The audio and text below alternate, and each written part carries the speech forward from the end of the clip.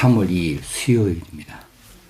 오늘 알기 쉬운 기독교 교리 39번째 시간으로 구원론을 다루고 있는데 구원론 가운데 11번째 시간입니다.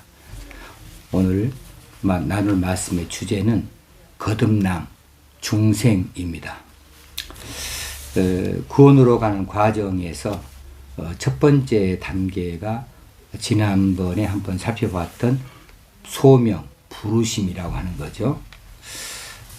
이 부르심은 외적 부르심과 내적 부르심으로 나눈다 했고, 외적 부르심은 쉽게 말하면 전도받는 거예요. 누군가로부터 예수 그리스도에 대한 이 복음의 말씀을 듣는 일이지요.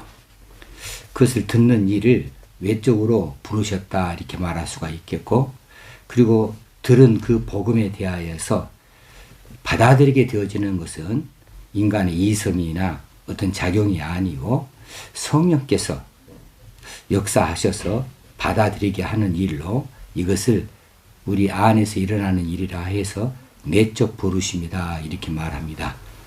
그래서 소명, 부르심이라고 하는 것은 외적으로 복음의 말씀을 듣게 되어지는 것과 들은 그 복음의 말씀을 내 안의 심령이 받아들이게 하는 이 성령의 역사로 이루어지게 되어 있습니다. 그 다음의 과정이 뭐냐 하면 오늘 나누게 될 말씀 거듭남, 중생이라고 하는 거죠. 부르심을 받은 사람, 소명, 부르심 받은 사람의 심령 안에 성령께서 역사하셔서 그 사람이 거듭나게 되어진다. 거듭남이라고 하는 것을 이제 한자 말로 하면은 중생이다 이렇게 말하죠. 중생한다라고 하는 겁니다. 사람은 누구나 다 거듭나야 비로소 하나님 나라에 들어갈 수가 있습니다. 하나님 나라는 영적으로 다시 태어나는 사람, 거듭난 사람, 중생한 사람만이 들어가는 곳이고, 그렇게 중생해야, 거듭나야 세상에서의 삶의 방식이 아닌 신령한 생활을 할 수 있기 때문에 거듭나야 된다 이렇게 말하는 겁니다. 요한복음 3장의 초반에 보면 바리새인 니고데모가 밤중에 예수님께 찾아왔습니다. 어떻게 하면 영생을 얻겠나이까 했을 때 예수님께서 말씀하시기를 진실로 진실로 네게 이르노니 사람이 거듭나지 아니하면 하나님의 나라를 볼 수 없느니라 그랬습니다. 사람이 거듭나지 아니하면 여기 중생이 여기서 나오는 거죠. 거듭난다, 거듭나야 된다, 새로 태어나야 된다라고 하는 것입니다. 그래서 이 니고데모가 그 일을 육신적으로 잘못 받아들여서 어른이 다 됐는데 어떻게 어머니 뱃속에 들어갔다 다시 나온다는 법입니까? 라고 되짚어 질문을 한 것을 우리가 알고 있습니다. 자, 오늘 중생이라고 하는 것이 무엇이냐? 이 중생의 정의를 대라고 한다면 그냥 거듭나는 거예요. 다시 태어난다 그 말입니다. 이것은 어떤 의미에서 다시 태어납니까? 죄악으로 죽었던 내 영혼이 그 죽음에서 다시 살아나는 것을 말하지요. 이것은 회생이다 말할 수 있겠습니다. 다시 살아나는 것이니까 회생이다 할 수 있겠고, 영적으로 다시 태어난다 할 때에는 이것을 거듭난다 라고 말할 수 있겠습니다. 다시 태어난다 라고 하는 거죠.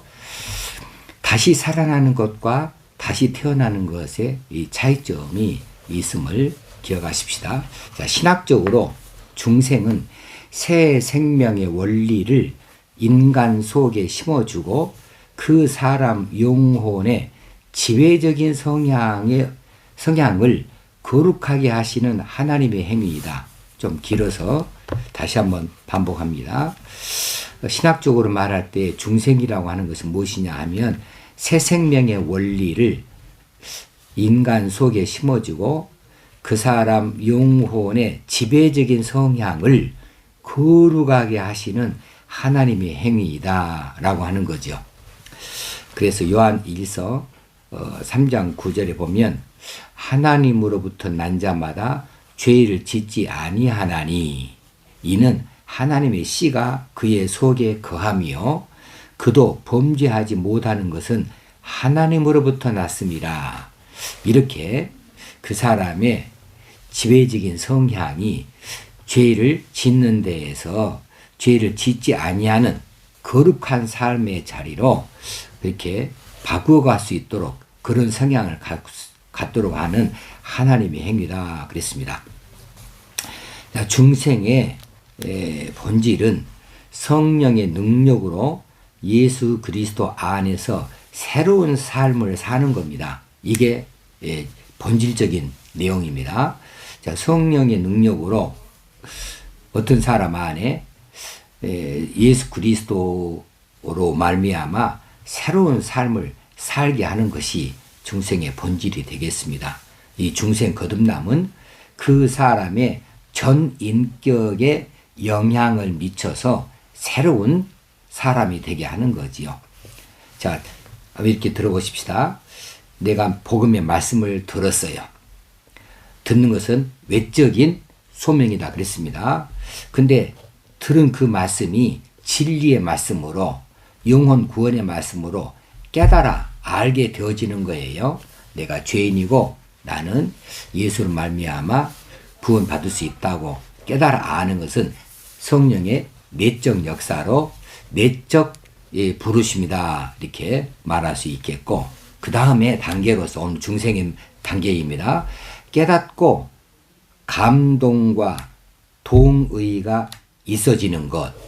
그래서 그 부르심에 대한 순종의 길로 들어가게 되는 결단과 의지가 나타나게 되어지는 것이 중생의 본질이 되겠습니다. 그러니까 입술로만 신앙을 고백하고 믿음을 말하는 것은 참된 거듭남이 결코 되지 못한다고 하는 거죠. 여기 그 사람의 전 인격에 영향을 미치는 것이 중생이에요. 이거 성령의 역사예요. 그 사람의 전 인격에 영향을 미칩니다. 그러니까 이 전 인격은 지정의를 말하지요. 이제 지적으로 알아요. 예수가 그리스도인 것을, 자기가 죄인인 것을, 그리고 예수로 말미암아 죄사함을 얻는 것을 알아요. 이 지적인 겁니다. 정적인 것은 내가 그동안 잘못 살았다고 회개하는 것이 되겠지요. 그리고 그 다음에는 의지적인 것이 나와야죠. 이제는 내가 죄 짓는 삶을 청산하고 죄 짓지 아니하는 삶을 산다. 내가 내 마음대로 사는 것이 아니라 이게 예수 그리스도로 말미암아 산다. 하나님의 백성으로서 거룩한 백성으로 합당하게 산다라고 하는 의지를 가지고 그런 결단을 가지게 되어지도록 영향을 미치는 것이 바로 중생이라고 할 수가 있겠습니다. 자, 이 중생은 성화하고는 좀 달라요. 성화는 조금씩 점점점 이제 점진적으로 거룩하게 되어지는 과정이 성화의 과정이라 이렇게 할 수 있는데, 중생은 그렇지 않아요. 이건 즉각적인 일이고 이건 순간적으로 일어나는 변화를 말할 수 있겠습니다. 그런 의미에서 성화하고는 많이 다릅니다. 그러나 이 거듭남이라고 하는 것은 하나님의 은밀하신 사역이기 때문에 인간으로서는 직접 인식할 수가 없어요. 내가 어찌 지금 중생 되어졌네? 이렇게 인식할 수 없다는 거예요. 어떤 사람들은 너 언제 거듭났냐? 그러면 언제 거듭났는지를 잘 몰라요. 이게 태반이에요. 많은 사람이 그걸 직접 인식할 수가 없습니다. 언제 성령께서 내 안에 들어오셔서 나로 하여금 예수 그리스도를 받아들이고 믿고 따를 수 있도록 그렇게 중생을 시켜 놓았는지, 거듭나게 했는지 잘 알 수가 없는 경우가 많다는 거죠. 다만 언제 알 수 있냐면 이제 내가 예수 믿고 신앙생활 하면서 내 삶의 자리에 나타난 어떤 결과들을 볼 때에 내가 예수 그리스도로 말미암아 거듭났구나, 중생되었구나 라고 깨달을 수가 있는 거지요. 요한복음 3장 7, 8절에 보면 내가 네게 거듭나야 하겠다 하는 말을 놀랍게 여기지 말라. 바람이 임의로 불매 네가 그 소리는 들어도 어디서 와서 어디로 가는지 알지 못하나니 성령으로 난 사람도 다 그러하니라. 여기서 성령으로 난 사람 바로 거듭난 사람을 말합니다. 성령 역사로 중생 거듭난 사람도 다 그러하니라. 바람이 불어요. 바람은 볼 수가 없는 겁니다. 냄새도 없는 거지요. 바람이 임의로 붑니다. 그런데 그 바람의 소리는 우리가 들을 수 있지만은 이 바람이 어디서 와서 어디로 가는지는 알지 못하는 것처럼 성령의 거듭나게 하시는 역사도 언제 내가 거듭났는지 알 수가 없다는 것이지요. 자, 세 번째, 중생이라고 하는 것이 어떤 영향을 우리에게 미치는가. 자, 중생은 성령 하나님의 직접적이고도 독점적인 사역입니다. 이 말은 무슨 말이냐 하면 중생에 있어서 이 당사자는 거듭나지 아니한 사람이니까 아직은 죄인이죠. 이 중생에 있어서 당사자의 협력을 조금도 필요 없다는 뜻이에요. 그 사람의 협력이 전혀 필요가 없어요. 내가 동의한다 어쩐다에 대해서 그것에 의해서 중생이 유효하다 유효하지 아니하다 할 수 없는 것이고, 이건 성령 하나님의 독점적인 사역이에요. 그리고 그것은 직접적으로 영향을 미치는 사역이라고 하는 거죠. 오직 하나님만이 죄인들을 이제 의롭게 하시고 거듭나도록 일하시는 분이십니다. 요한복음 3장 5절에 보면 물과 성령으로 거듭나는 것을 예수님께서 말씀해 주십니다. 그래서 물과 성령은 어떤 의미인가? 자, 우리 심령이 죄로 인하여서 오염되어졌어요. 이 죄로 오염되어진 우리 심령을 깨끗하게 하는 것, 이것은 물로 씻는다는 의미로 물로 거듭난다 이렇게 하는 것이고, 또 어떤 해석으로는 우리가 세례를 받을 때 물세례를 받습니다. 물세례를 받는 거, 이것은 거듭난 사람이라고 예수를 구주로 모시는 사람들에게 자신의 고백 위에 공교회 앞에서 물세례를 베품으로 그것을 인정해 주는 일을 말합니다. 자, 그러나 내부적으로 우리 심령 안에서의 변화된 역사를 말하자면 물은 우리 심령에 오염되어진 것, 죄로 인하여 오염되어진 것을 깨끗하게 하는 것을 의미한다 할 수 있겠습니다. 또 성령으로 거듭난다, 물과 성령으로 거듭난다고 말씀하셨는데, 이 성령으로 거듭난다고 하는 것은 새 생명으로 재창조한다고 하는 것을 말씀해 주십니다. 이건 아무도 못하는 일이죠. 새 생명의 사람으로 우리를 재창조하신다, 거듭나게 하신다라고 하는 것입니다. 그러므로 중생의 수단과 방편은 두 가지입니다. 수단과 방편은, 자, 뭐가 무엇이냐면 복음의 말씀과 성령의 역사하심입니다. 복음의 말씀, 이것이 우리 중생의 수단이 되어줄 수 있고, 성령의 역사하심이 중생의 방편이 되어줄 수 있다 할 수 있겠습니다.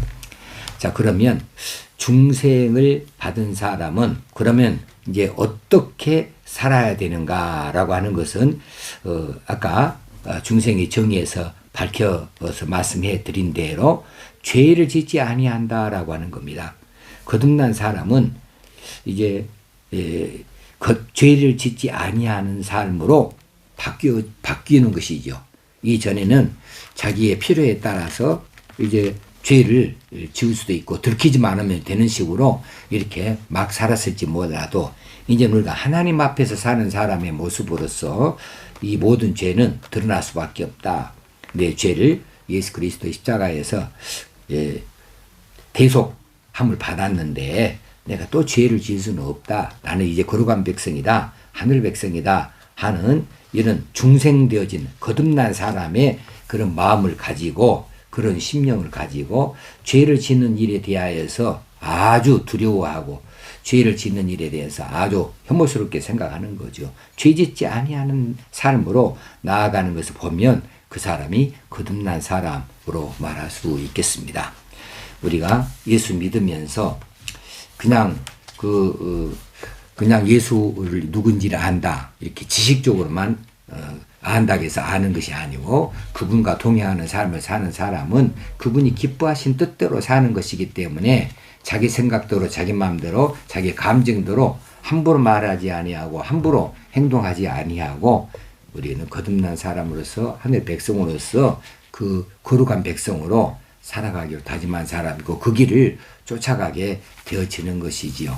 오늘은 구원론 가운데에서 중생 거듭남에 대하여서 오늘 공부하였습니다. 오늘도 평안한 날 되어지기를 주의 이름으로 축원합니다. 감사합니다.